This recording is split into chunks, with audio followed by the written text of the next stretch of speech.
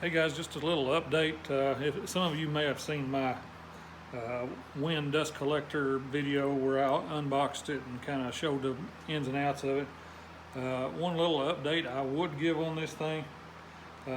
It's a great little dust collector for me in my shop. You know, if you're looking for a small one, I would highly recommend it. But the one thing I wouldn't recommend is this little clamp they come with. That's what holds the dust bag on there. And that thing, I don't know what flea market they got this thing in, but they really need to take it back and get their money back.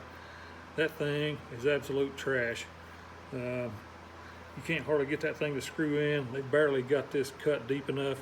So what I would recommend is go to either a hardware store or an auto parts store and find you a good just hose clamp, fit that thing on there, works like a charm, and holds it on there good and secure. But yeah, throw that thing away and you've got yourself a good little dust collector.